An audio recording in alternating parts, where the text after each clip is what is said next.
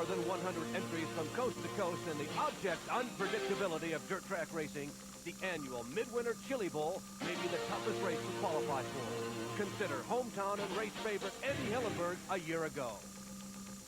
In the Red One, he was breathtakingly fast, but simple, poor, racing luck took several swipes at him and finally KO'd OK Andy. It's always tough, Andy, when things go bad, when the car's going well, but when it happens at home, it really hurts, doesn't it? Yeah, it kind of makes everything worse. I'll tell you, the car was super fast tonight, probably, well, I mean, you know yourself, it was the fastest car here, and I got down there in the corner and bicycled, and when I turned the steering wheel, it cut off the kill switch, so we had to start at the back and then just nowhere to go. You know, a couple of cars got tangled up, and there was just nowhere for me to go. Another pre-race favorite, Southern Californian Paige Jones in black, cast his own lot. Youthful exuberance and pure impatience caused this duo Wallenda act. Paige may have been just as fast as Andy. His victim, Gene Jeniton's team, took exception, and personal injury threat was soon greater than during the actual crash. These aggressive embraces later in the year evolved to embraces of ecstasy as Paige won one of midget racing's ultimate prizes, Belleville. Neither made the championship last year, but each returned. And from the United States Auto Club, the innovative Potter team and its gladiators, King Steve Kinser and Tony Stewart. Twice defending national champ Stevie Reeves. The sophisticated Twins team soars from California, Stan Fox and Kenny Irwin. In Middle America, and the hardworking man represented by Steve Knepper. And the toughest guy from the local neighborhood, Aaron Berryhill. But ironically, a national race with a potential hometown winner will Andy Hillenburg's frustration end. Hi, everybody. I'm Larry Nuber, and this is the 8th annual Chili Bowl. It's so difficult to win a motor race in the United States of America today, but this particular arena here is probably the most difficult one any race driver can put himself into if he expects success.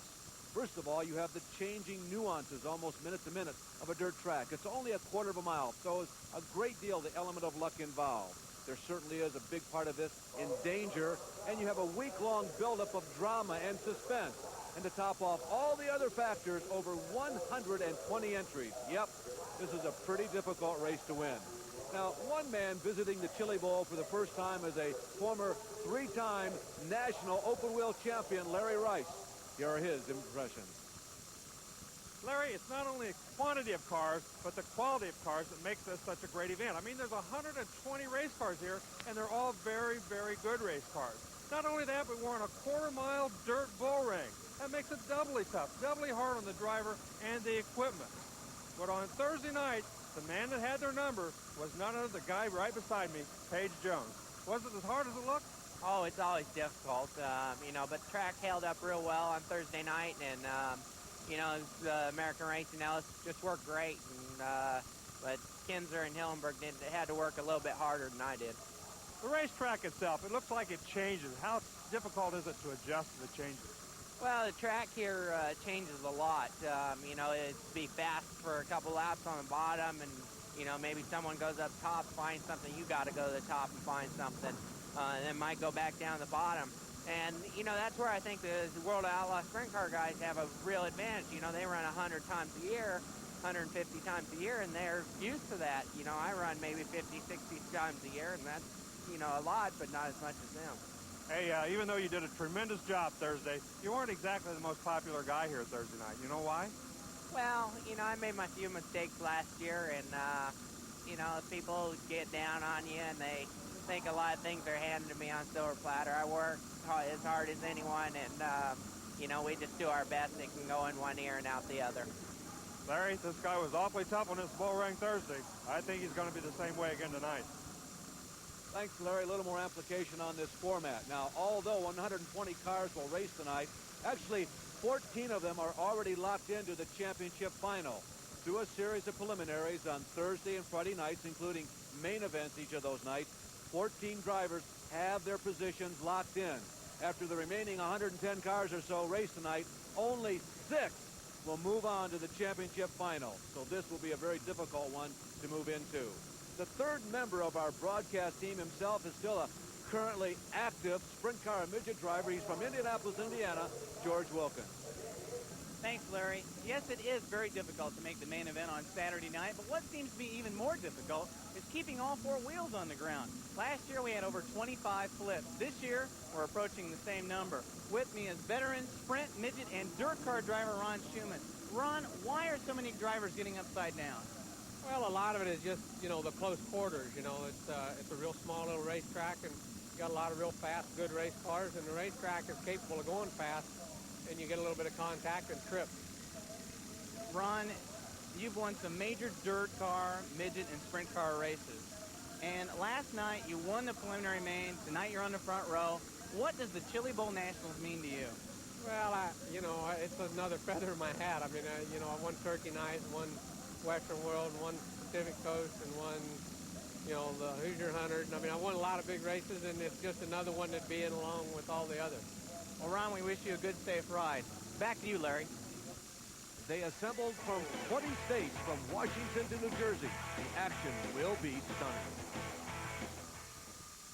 Wynn's Extend Supreme Plus is a patented oil supplement especially formulated for today's high-tech engines. Extend helps increase oil life, combats engine wear, and reduces oil oxidation. So next time and every time you have your oil changed, ask for Extend, the supplement that will not void manufacturer's warranties and comes with its own 100,000-mile limited warranty. Wynn Oil Company, improving your car's performance since 1939. Available at your quality service facility, including Firestone, Goodyear, and Grease Monkeys.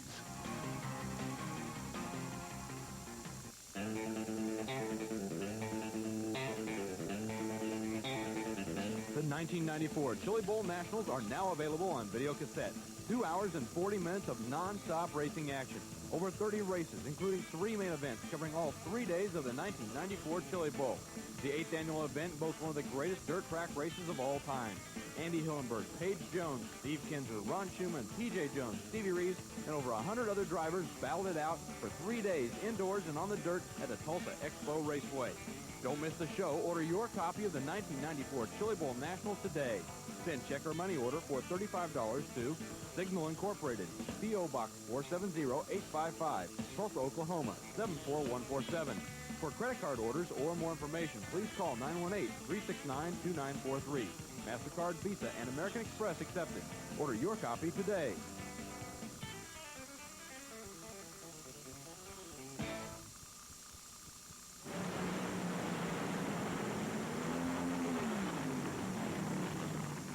If you're not using Wynn's Hot Shot Performance Boosting Fuel products, you might as well be driving in circles. Get top performance for your car with Wynn's Hot Shot. One shot and you'll feel the difference. You just pour and push it to the floor. When it's Wynn's, it works. Wynn's Hot Shot. Feel the difference. As one of the 6 preliminaries on championship night takes place on the Speedway right now, let's look at some of the highlights of Thursday and Friday of this week. Larry, the all-time record is 25 rollovers for this championship weekend. We've had 20 in the first 2 nights. That is Mike Ford out of Missouri. Yes, Mike Ford got upside down very hard. As he comes off of turn 2 down the back straightaway, he just jumps over the right front wheel of the car in front of him. He almost brings the car back down and saves it, but it jumps up one more time. The last time was just one too many. Up and over that 10-foot barrier, lands outside the racetrack. Very lucky young man. On cement, but he was not seriously injured. The black car, Californian Gary Howard, and the compact one, Hans Lean in the red and white number 2. Both cars trying to occupy the same space coming off of corner number 4. They both get upside down very, very hard. Both of them were okay, but I'll tell you what, they're going to know in the morning that they got upside down in that one. Wisconsin's Marty Davis has gone back to his traditional number 76, but it didn't work at Chili Bowl in 1994. Now, he came off the corner, too, and got into that fence. Look at that catch fence. It does a magnificent job keeping those race cars inside the racetrack. That's what it's supposed to do. He gets up on that wheel, up into the catch fence, that kind of rolls up around him and keeps him on the racetrack. Now, the California cars will fly also. The red and white number 54 is Jerry Kobza. Jerry Kobza got up in there, got a little bit sideways, just dug in. As you can see right here, hits the car in front of him, digs that right rear end, and just kind of does a little Tommy tip over. Oh, that's harder than a Tommy tip over. That's going to hurt. No state had more entries than the Show Me state of Missouri. 16 of them came, and Perry Tripp, he showed us. Barry Tripp did. He tripped a little bit over that right rear tire of the car in front of him. That car was just a little bit wider than he thought. He got up over the tire and hit the ground pretty hard 2 or 3 times and finally backed her right into that Barry. Fuel cell takes a hit and stands up tall. Perhaps the most spectacular wreck of the weekend. 3 cars get upside down. Now watch this one carefully on the replay. The cars are not really completely involved in the same incident. All 3 of them get upside down. The 2 on the inside get upside down. The guy on the outside, he was just trying to miss the whole thing, got up over a wheel and into the fence. That's Frisbee, Miller, and Billy Boat. And that is John Hunt. He's a local driver from Tulsa, Oklahoma. He also tries that wheel fence. Yes, he just kind of hooked the cushion. That racetrack was pretty heavy at times during the night. He hooked the cushion, just flipped right on over, right into the barrier. Now, this was probably the scariest moment of the night. That's the live shot. Now, watch on the replay. Watch the white of Lance Blevins' helmet. Lance Blevins, as he hits up over that wheel, hits the first time, flips up in the air, comes down the second time, on the nose of the race car. Watch the helmet. It's off. Right there. It's off, hanging on the side of his arm. He comes down that third time, and lucky for him, stops right there. That tether is holding his helmet to his body, nothing else, and it was completely off his head. Very lucky young man. Although Chili Bowl crashes are often spectacular, they seldom result in injury. One legendary open-wheel driver, however, was nearly fatally injured 2 years ago on a half-mile track. His comeback continues, but it is frustrating. I mean, I probably ought to be honest enough to just go on home and forget it, but you know, I like racing. I growed up wanting to be a race car driver, a professional race car driver. I still want to be one, and I'm one of the very few people in the world that's been lucky enough to be one.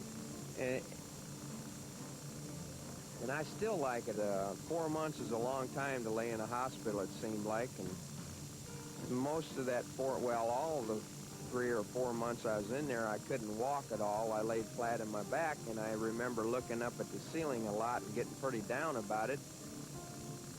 But I remember that each time I could would get down if I would just get a handful of those cards. Each and every person that wrote a card would write some type of a note in it that was an uplifting note.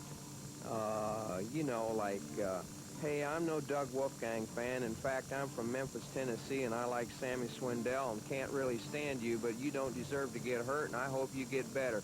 And when people write something like that, it makes you feel good because they care about other people. And I have no doubt in my mind, 0 doubt, that if it wouldn't have been for Steve Beitler and Mark Kinzer, that I'd be dead today. Doug continues the quest against the best. Next on Prime Network.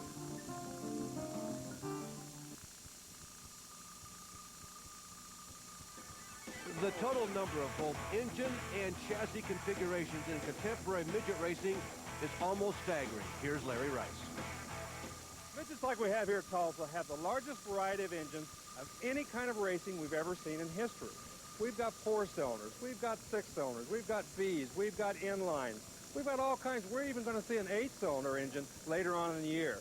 The Calderwood cars, for instance, right here we have a V4, standard V4 engine, but it's a little different and it's pretty revolutionary.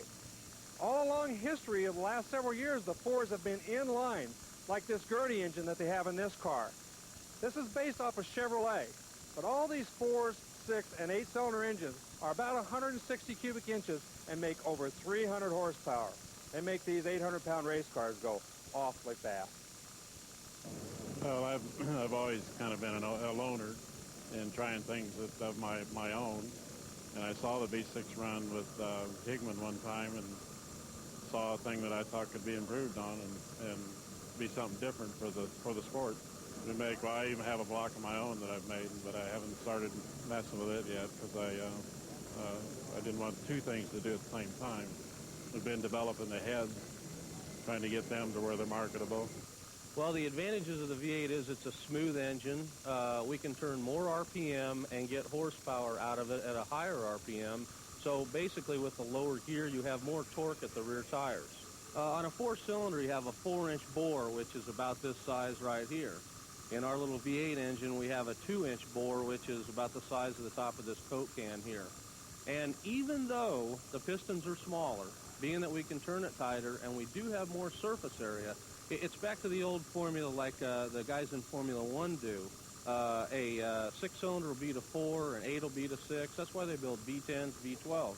Normally aspirated engines, the more cylinders you can get, stay within your cubic inch limitation, the better off you are.